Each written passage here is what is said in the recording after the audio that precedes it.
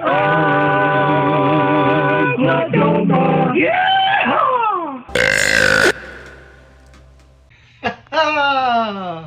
Hey, welcome back to Oklahoma, where you can open the gate and let your creativity run wild for a while, okay? Contrary to popular belief, you can be a man and still have a soft side to you that's artistic and creative. That's what we do here. We're busier than a one-arm wallpaper hanger all the time. This is part 2 in a series. If you're new to this channel, my name's Shaw. Welcome aboard, and we're going to get right to it. We're still working on the tattoo chair. We're this close to the finish line, so hang with me, and I'm going to take you along for a wild ride today. Let's go in the magic shop and see what's going on. When we left off, we had all of our transfers on and sprayed with a first coat of the high gloss clear just to lock everything in. I've got everything taped off that has a transfer on it. I don't want any excess paint sprinkling down and ruining all the work that I put into this project.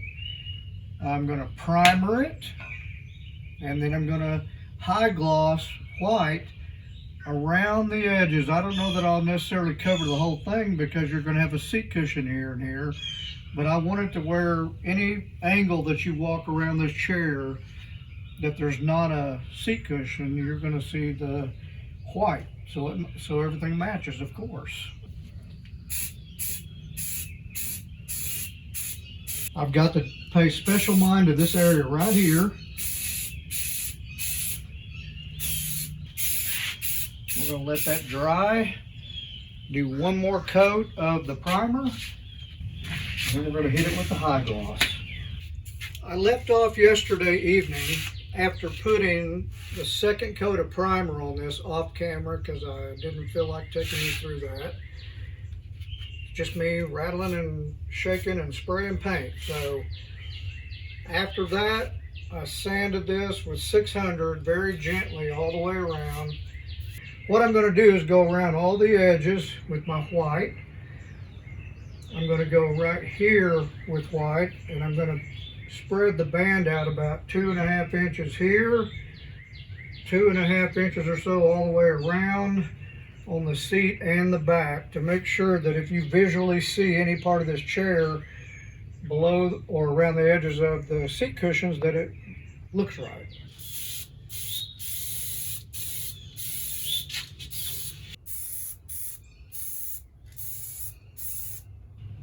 All right, we'll let that set up for just a few minutes. I got the second coat put on. It was like right as I was starting to run out of paint.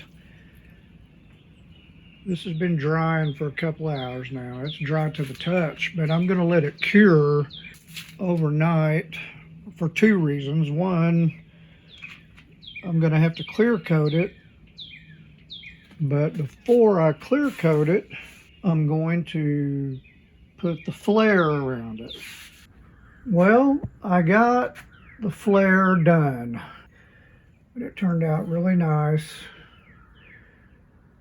I've even got it on the very front edge all the way around. Now I'm going to let this sit for 24 hours.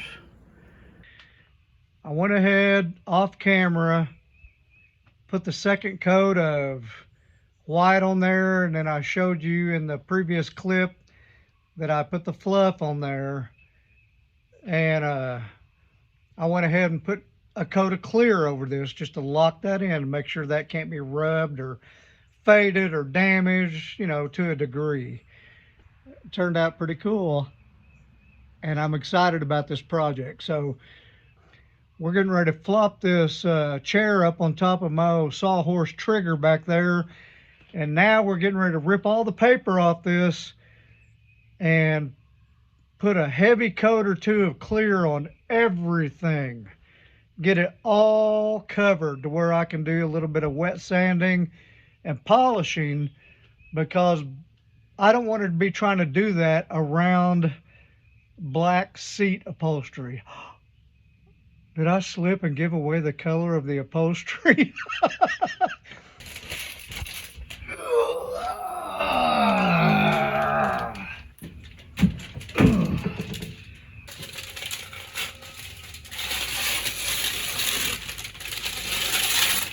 I've got my swing lube, which calms the demons. And it gives me genius thoughts.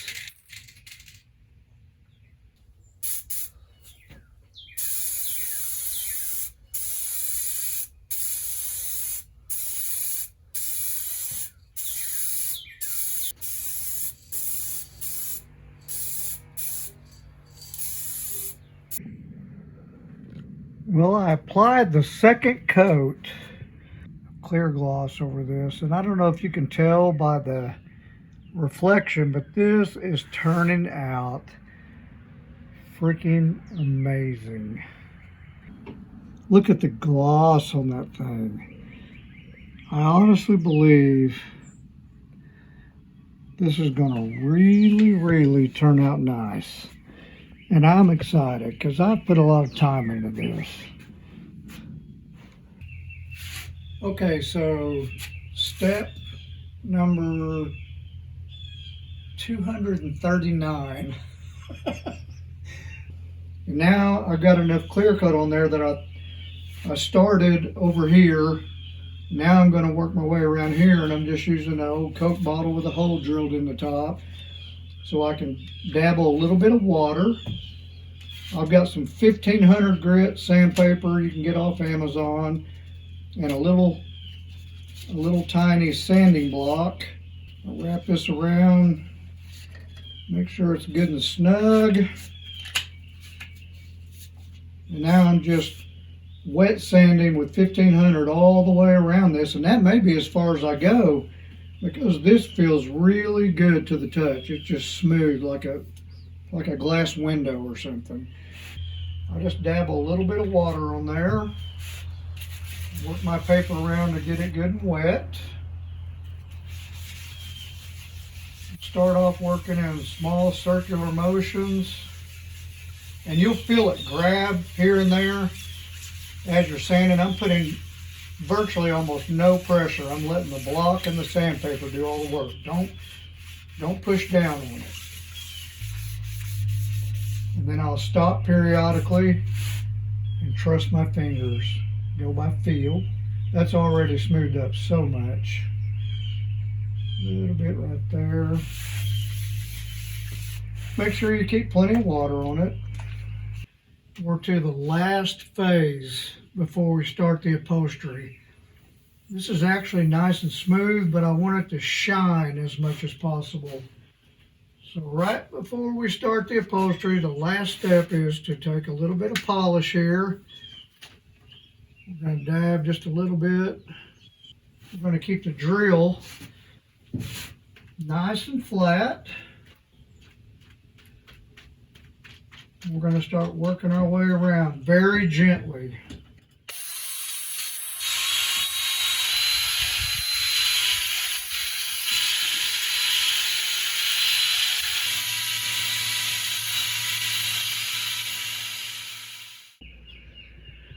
Well, we've finally reached the end of the journey on the actual metal surface, the tattoo transfers, and I don't know if you can tell, but this thing is so freaking shiny, and it feels like a freshly waxed car. It turned out magnificent. So the polishing did such a good job of bringing a really glossy sheen to the whole thing. It's very nice. All right, it's another day. It's a beautiful day, as a matter of fact.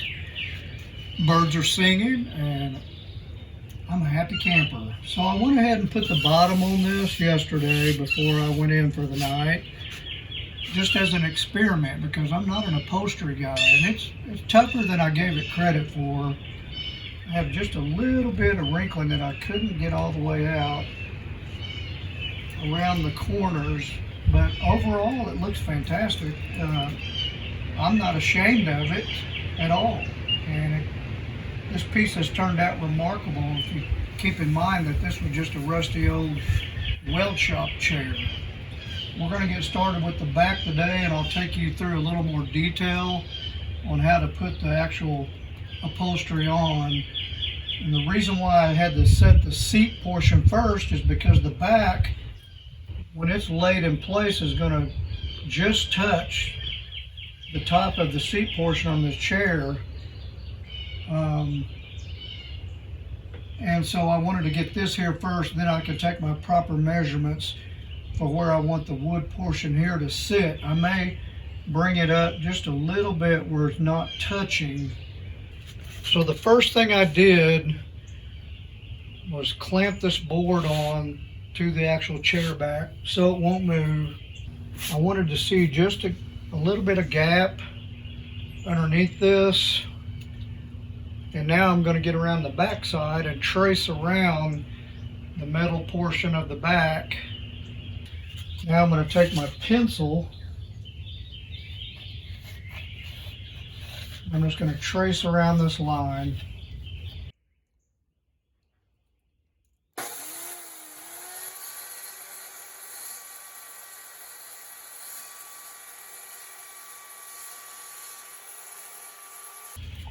All right, I got the wood piece locked on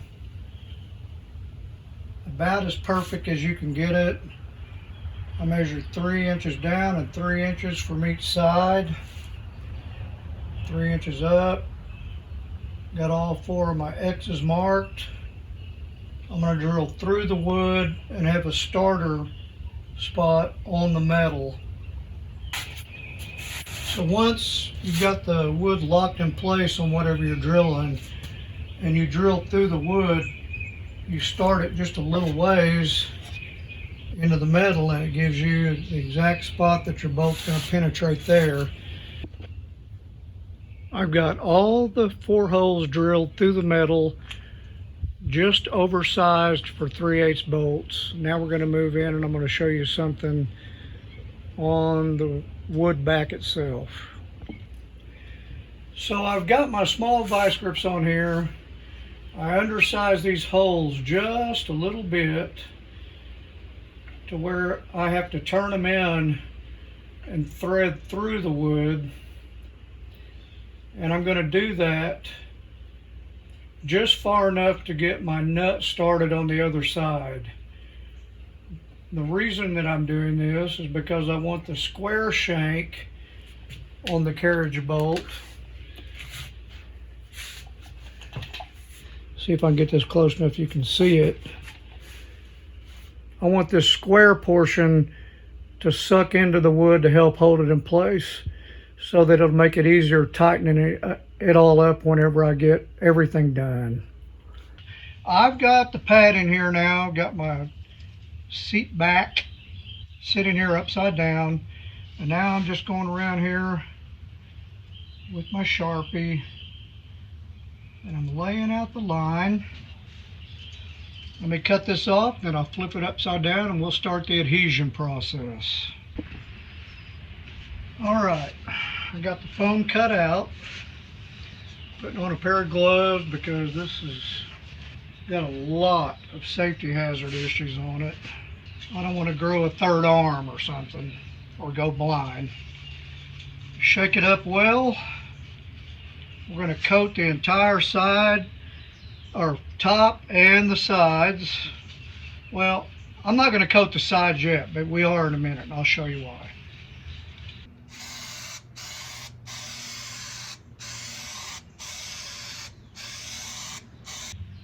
Then I'm going to take and line up the back, because if there's any overhang, I don't want it to be on the back side. I'm going to have a snug fit there anyway. And you'd be surprised how fast this works and how sticky it is. It's got really good adhesion. Okay, I got my backing. I laid it on the table and I cut it to where I would have enough just to wrap over maybe an inch or so, all the way around, even on the corners.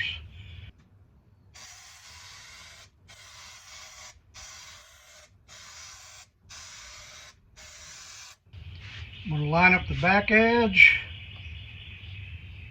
and the sides, pat it down just a little, not a big deal. Now we're going to lay it like this. We're going to spray all the way around the edge of the foam and the wood, and even overlap a little bit to this side.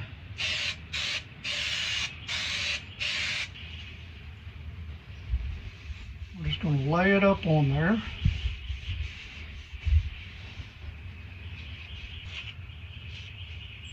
That's pretty much that.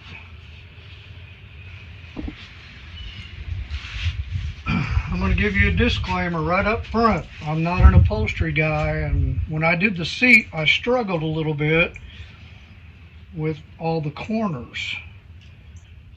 To start off with, I'm just going to pull this side up snug and put a couple of staples to hold it in place.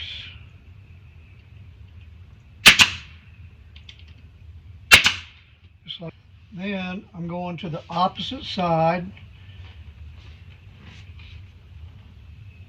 and I'm pulling that pretty snug.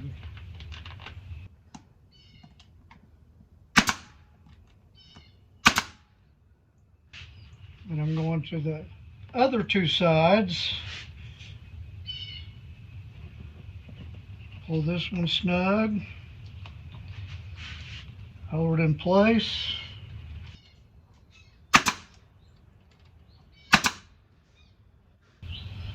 Pull this side pretty snug.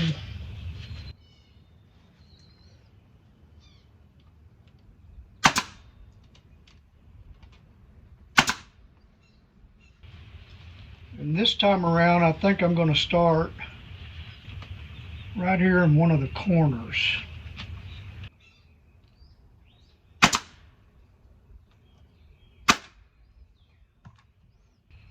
As long as it gets up underneath the plane of the seat, I don't think it matters that it has some wrinkles in it, personally.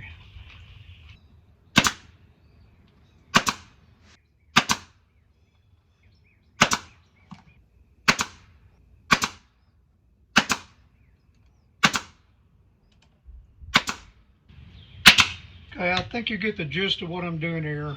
So I'm going to go ahead and go all the way around this and cut off the excess, and then I'll show it to you once I get to that point. Done. Is it perfect? No. Is it good enough?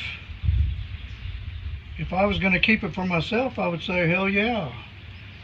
But because I'm doing this for a friend, I was hoping for maybe a little better result, but I'm still pretty stoked about it. It's snug, and I think it's going to look just fine.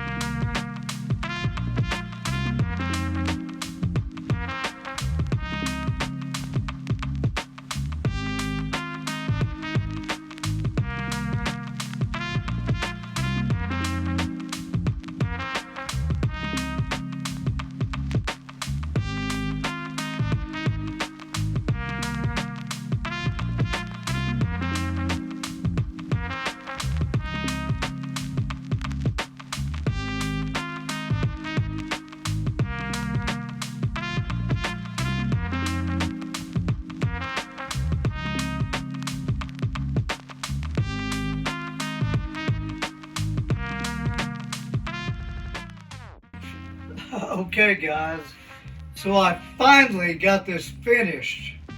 All I'm waiting on is the footrest grips to come in. We're going to deliver this to Coy Johnson. I'm so excited about this. When you see me again, it'll be when I'm pulling up to his tattoo shop / parlor, and we're going to see what he thinks about this.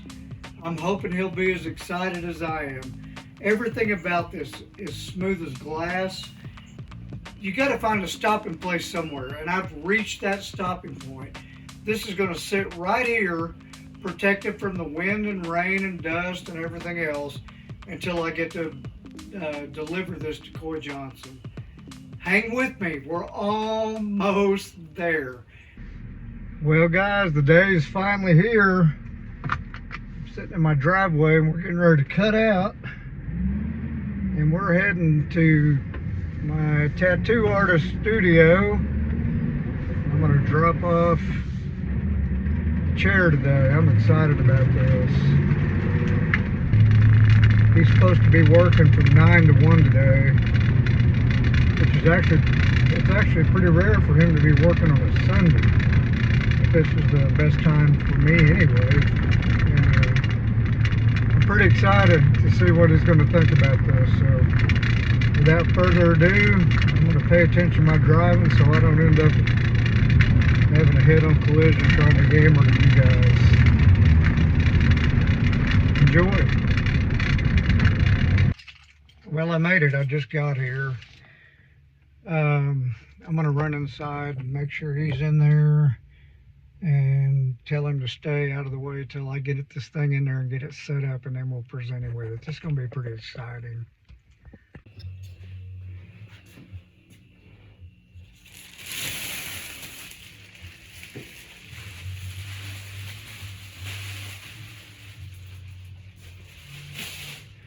And there we have it.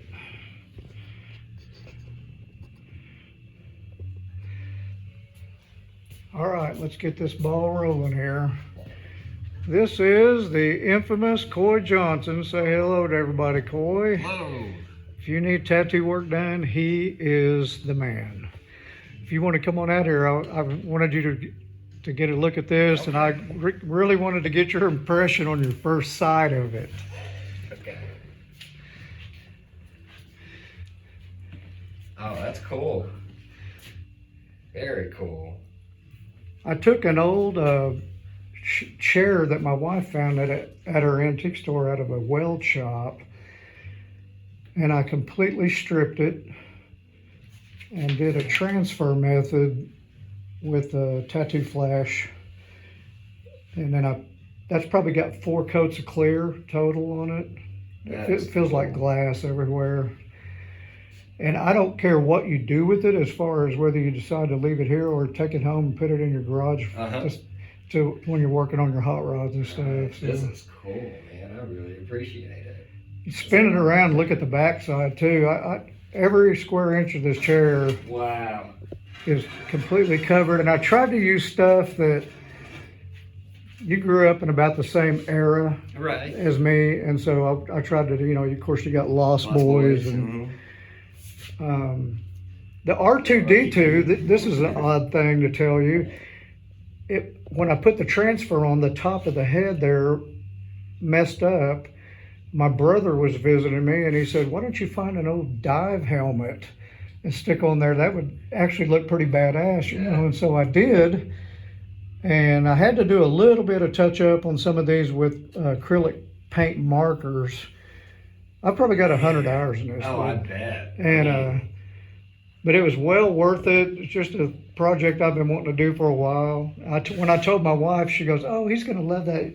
That's a really good idea." That's so cool. I love it, man. This is nice. The thing is, it's heavy, but it's still pretty comfortable to sit on. You don't have to worry about, like, if you're out in the garage or whatever. Yeah. Just relax and go to town. Anyway, I hope you like it. I do, man. You mean a lot to me as an artist and a friend. I just wanted you to have something cool. Well, thank you so much, man. I really appreciate it. All right, it's very thoughtful. Cool. Guys, that's pretty much going to wrap it up. I just wanted to be able to deliver this today so I can go ahead and get this video out. That's Coy Johnson. Don't forget, Top Shelf Tattoo. I'll leave a link of how to reach him in the description underneath the video. We'll see you guys. All right, guys, that was a really fun experience. Coy is such a good dude. He loved the chair. He's not a super talkative guy and not like overly emotional.